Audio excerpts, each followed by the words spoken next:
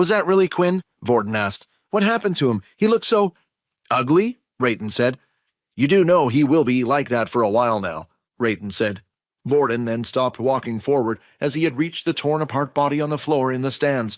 All that was left of Ian was his 2 legs that had been torn from the waist down. Hey, wait!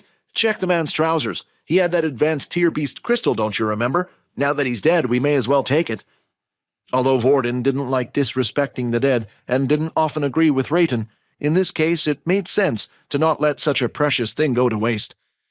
After searching Ian's trousers, though, there was no such luck, and no crystal was found. Do you really think it's a good idea to follow that thing? Rayton asked. I need to see if that thing was really Quinn. You know, if I don't, the little one will punish us. Vorden then looked around and held out his hand, attracting one of the chairs from the stands, and held it in his hands. He held it in front of him like a shield as he walked forward. The bloodsucker continued to drag Ian's body across the floor, looking for somewhere safe to eat its meal.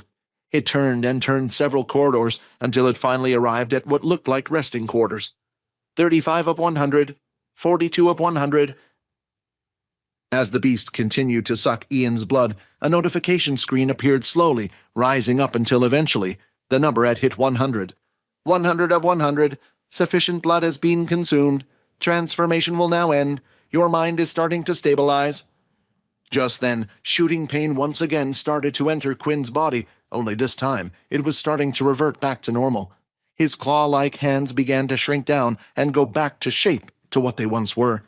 His incredibly tight skin softened around his body and face. His ears were no longer pointed, and his teeth too returned to normal, and finally the white in his eyes could be seen once again. Then images started to flash into his head, everything that he had done while he was the bloodsucker. Even though he had no control, he felt like he was there every step of the way. Vorden, what's he doing here? Then more images started to flash into his head, and finally he remembered slicing a man in half. That was me! First human killed. High-level user detected. Reward instant level up. Congratulations, you are now level 10. Evolution process has begun. Evolution process? Just then, Quinn's heart started pounding harder than before. His veins all around his body started to show as the blood rushed through. Quinn could feel every little part of his body, but it wasn't a nice feeling. It felt like his blood was made of spikes as it went through and around his body. He could feel it tearing everything apart. Just then, a footstep was heard entering the room. Vorden had arrived. Quinn? Get away! Quinn groaned out as the pain continued to shoot through his whole body. Maybe I can help. I said get away. Quinn's voice sounded deep and dark as he lifted his head. Vorden could see his eyes were now glowing red. Hey, Vorden, I think you better listen to the kid. He could be turning into that thing again, Rayton said. But it was too late. Vorden had taken one step too many and was now within striking distance. Quinn lashed out, flinging his arm at Vorden. However, he was able to lift his metal chair up in time, blocking the attack, but it didn't do too much. The metal chair was immediately ripped by Quinn's hands, and the attack managed to craze Vorden's chest, flinging him backwards. Blood! Quinn screamed. Give me blood! What did I tell you? That chair was useless, Rayton complained. Quick, seal the door shut! Vorden no longer hesitated, and using his abilities, he pulled the broken door back in place, and using all his powers, quickly sealed it up. Quinn was no longer chasing after Vorden, but instead knelt on the floor, crying in pain. Vorden stayed there with his hands held up, holding the door in place, fear that whatever was inside or whatever was happening to Quinn would come out again and attack him. The screams continued for a good 15 minutes, until they eventually died down and stopped. Quinn? Vorden called out softly, hoping not to startle him. Is everything okay? Yeah, Quinn replied. Just give me a few moments. I'll let you know when it's okay. Congratulations, evolution was successful. You are now a vampire. Level 10. Race, vampire. 0 of 100 EXP. HP 60 of 60. Strength, 15. Agility, 15. Stamina, 15. Charm, 5. Blood family bonus, 0. Just looking at his status screen alone, so much had changed. Quinn had yet to put his extra stat point, but it seemed like 2 more options were added to the stats screen. The first one being the charm stat, and the second being a blood family bonus. Although with no explanation, Quinn was clueless to what these two things did. Now that he was a vampire instead of a halfling, what happened when he stepped into the sun? Skill, blood ritual unlocked. 0 of 2 members. New skill, daze. This skill has no cost and can be used on the opponent to stun them between 0.2 seconds and 0.5 seconds at a time. Must have direct eye contact with the opponent. The skill has a chance of failing, depending on the strength of the enemy and on the user's charm points. The more the skill is used on an opponent, the higher chance they have of resisting. But the messages didn't stop there. Shop has been unlocked. New tutorials have been unlocked. System level 2 will now activate. Congrats, the man said. You have now officially joined the family. I thought maybe a simple human wouldn't be able to make it this far, but it looks like my little experiment was a success. Now that the system has been upgraded to level 2, I had a good friend of mine install an AI system with my voice. It's amazing, right? Now you'll never feel alone again, and if you ever have a question about the system, just ask. What? Quinn thought. Why wasn't the system like this from the beginning?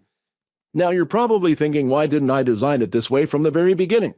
The truth is, you needed to be able to get this far on your own. I'm sorry, but now that you are a vampire, others will come looking for you.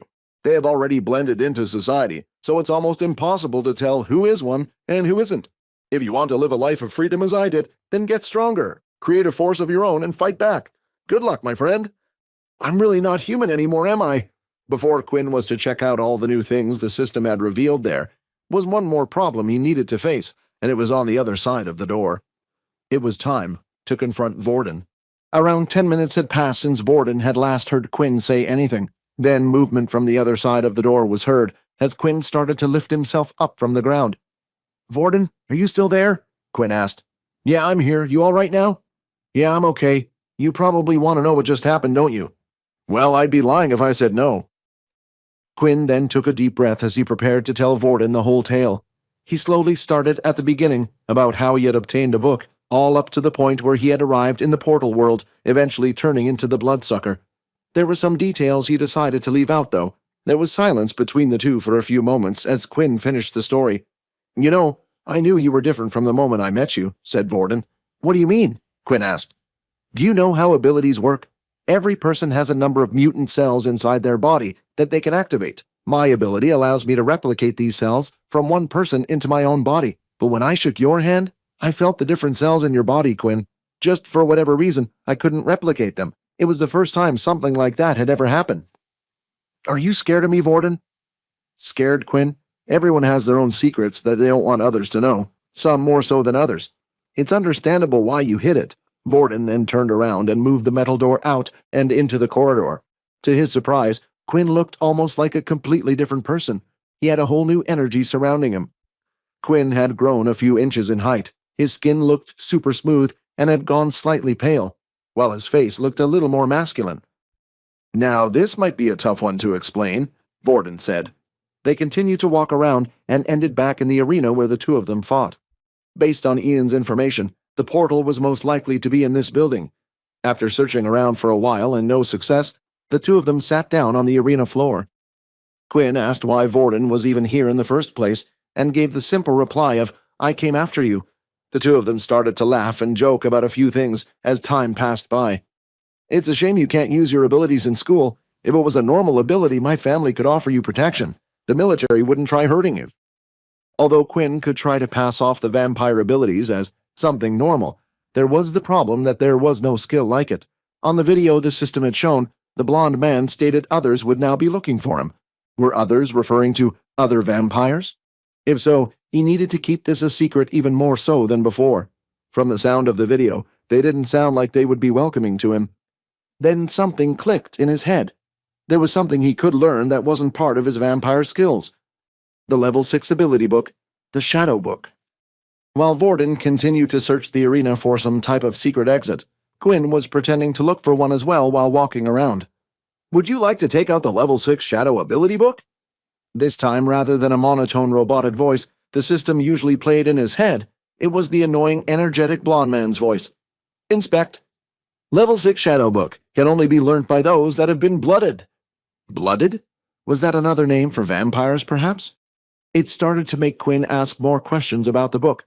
Why did the military keep such a high-level book locked away? He had never heard of someone possessing a shadow ability before. Just then, the annoying voice was heard again. "So it looks like you want to learn more about the book, huh? Please?" Quinn said while gritting his teeth. "Your guess is correct. Blooded refers to those that have been blessed or cursed, whichever way you want to look at it, with vampire blood. It doesn't matter if they're a halfling, a vampire lord, or even a ghoul. As long as they possess some of the vampire's blood, they are able to learn these abilities. Do you know why the book was here? I have no clue. Is this the only ability book vampires can learn? And can vampires learn more than one ability? Just like humans, vampires are only able to learn one ability." Quinn had asked the AI more questions, hoping to get an answer it had no clue and would just reply back with sarcastic answers. With that being said, there was one person in the room that was knowledgeable about these things, and he might just know about the shadow ability. "Vorden, have you ever heard of an ability that uses shadows?" "Shadows? Honestly, my gut instinct would be no, or at least not the world anyway. But you were honest with me, so it's time I'll be honest with you," said Vorden. The two of them then sat down a few chairs apart in the stadium. "Remember when I said earlier how I kept an eye on you because I couldn't copy your ability? Well, you're not the first one, or not the first one in our family," said Vorden. "As you know, I'm an original, so our powers have been passed down from generation to generation for hundreds of years. In my great-grandfather's journal, there was a time he said he had come across another user with an ability. Now back then this was rare. The whole world still didn't know humans had super capabilities.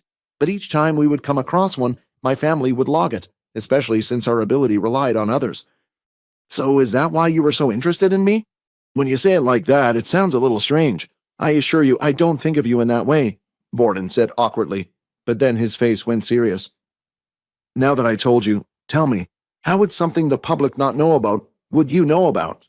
At the moment, Quinn lifted the ability book in his hand. "Whoa, you actually found it! Well, what are you waiting for? Let's learn it now. We have all the time in the world and we're stuck here doing nothing." "Well, I really did want to learn it, but the problem is if I did, others would be after me, just like they would for the vampire ability." Vorden started to think long and hard if there was anything he could do to help him. Then his master plan came to him. "I think we can use the situation we're in to your advantage," said Vorden. "The school must know by now that we have been sent to another planet. You can just say you found the book here, that you learnt it for your survival. They all know you're level 1 trash." Vorden paused for a moment after saying those words. "I mean, they all think you're just a level 1, right? I'll say while we were in the portal world I protected you, and as payment, after learning the skill, you decided to hand the book over to me. That way the people will no longer be bugging you for it, but my family instead. Are you sure your family will be okay with that?" For a split second, Quinn thought he had seen Vorden's face drop, but then he blinked and looked again. It was completely normal. Hi, Quinn here. Wondering what happens next? If you want to jump the queue and unleash all episodes, click on the link here and install the Pocket FM app.